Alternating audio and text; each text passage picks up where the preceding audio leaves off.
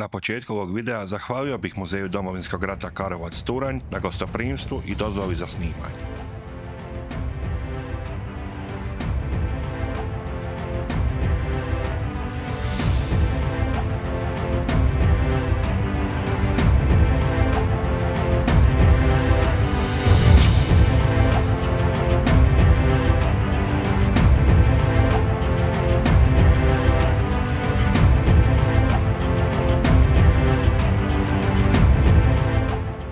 Dobrodošli na kanal Codex Militaria.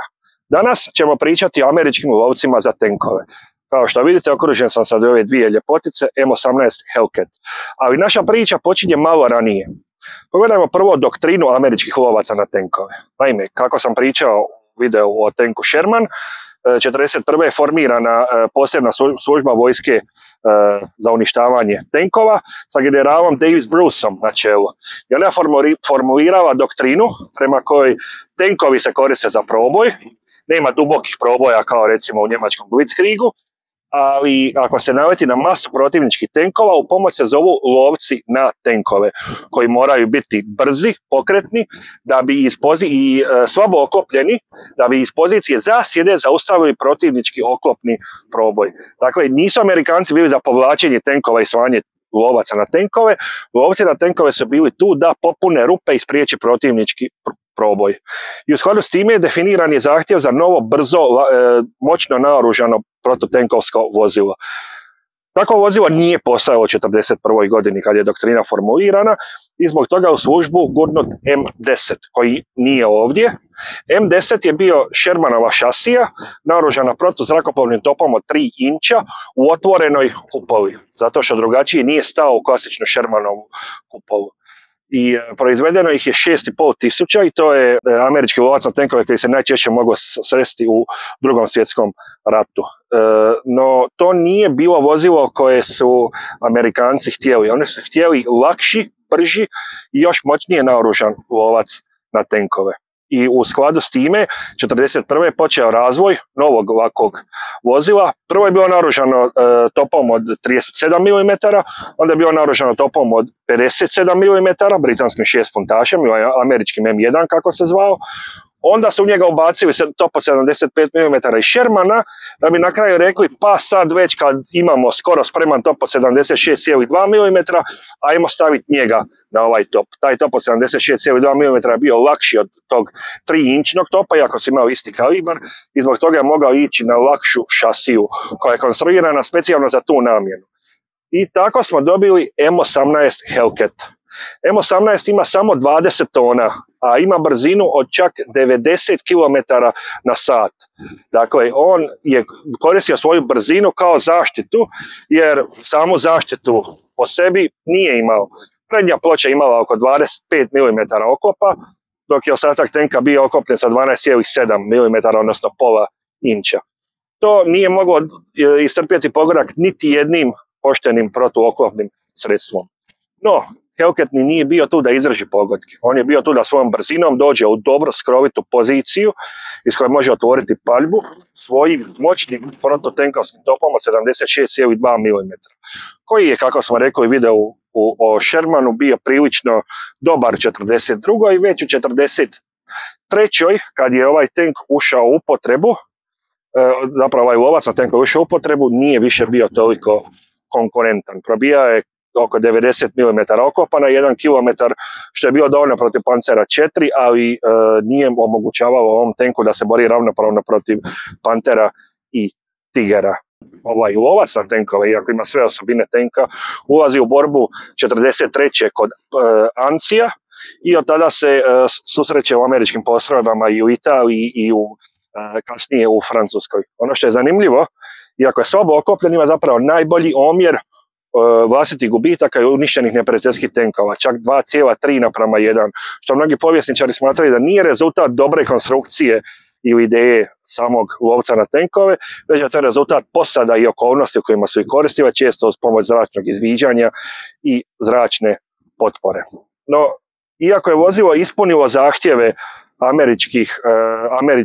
američkog zapovjedništva za lov na tenkove, Tank Destroyer Command, nije zadovoljio ostatak američke vojske. I zbog toga je pokrenut razvoj novog vozila, a upravo sada ćemo otići do njega. Ovdje se nalazimo ispred M36 Jackson, američkog lovca za tenkove, koji je uveden u službu kasne 44. negdje u 9. mjesecu 44. On je značajno poboljšanje i u odnosu na M10 i u odnosu na Hellcata. Ovo je zapravo kasna šasija koja se koristila za M10, odnosno Shermana, M4A3 pretežito, i stoga je bila okopljena puno bolje od Hellcata, bila je zapravo okopljena kao tipičan Sherman, kako smo rekli, prednja ploča od 60 mm pod kutem od 47 stupnjeva. Međutim, ono što je različito od Shermana jest top. A ovo je top od 90 mm, izveden iz protuavionskog topa i koji je bio prvi zbilja konkurentan američki protuoklopni top u Drugom svjetskom ratu. Mogao je bez problema probiti 120-130 mm oklopa na 1 km, imao je odličnu eksplozivnu granatu. Tank nije bio mobilan poput Hellcata, ništa nije bilo mobilno poput Hellcata, ali je pomogao da američka vojska ima vozilo koje je sposobno ići 1-1, barem u paljbene moći, s najboljim njemačkim tenkovima, uključujući Panther i Tiger protiv Tigera 2. Naravno, nije imao velike šanse, to je opet svoja jedna posebna kategorija. Jacksoni su potpuno zamijenili i Hellcata i M10 u proizvodnji. Proizvedeno je nekih 2300 do kraja rata, Hellcata proizvedeno oko 2500. Proizvedeni su u 3 verzije, dakle kako su bile slobodne šasije Shermana, tako je proizvedena verzija M36, M36 B1 ili B2, ovisno koja od onih šasija A1, A1, A3 ili A4 koja je bila dostupna za konverziju. Također ima otvorenu kupolu i ono što je važno za uočiti je da je top toliko težak da ima utege na sražnjem dijelu kupole. Otvorena kupola koja je značajka i M10 i M18 i M36 je bila prednost što se tiče osmatranja okoliša i što je bila i što se tiče brzine punjenja topa. Naravno, bio je velik problem u hladnoj klimi ili po kiši ili po lošim vremenskim uvjetima. Posade su često koristile nekakve cerade ili slično, a također nije bio namijenjeno da idu u blisku borbu, iako, to moramo spomenuti, iako su ovo bili lovci za tenkove, raspoređeni u posebne bojne za lov na tenkove, najčešće nisu korištene na taj način. Preko 80% streljiva koje je ispaljeno od strane američkih tenkova u Drugom svjetskom ratu je bilo ili visoko eksplozivno ili su se koristile dimne granate. Tako da su i ovi lovci na tenkove gurnuti uglavnom u prvu liniju u podršku pješaštvu i u podršku napada ili obrane pješaštva.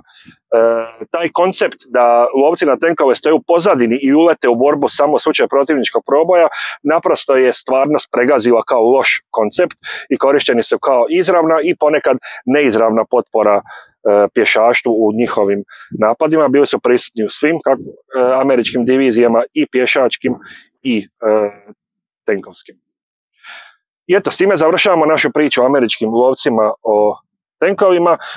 U idućem videu ćemo imati pomoć jednog stručnjaka da nam kaže malo pobliže kako su se ovi lovci koristili i u hrvatskoj vojsci, jer na posljedku došli su ovdje i s nekim razlogom u ovaj muzej.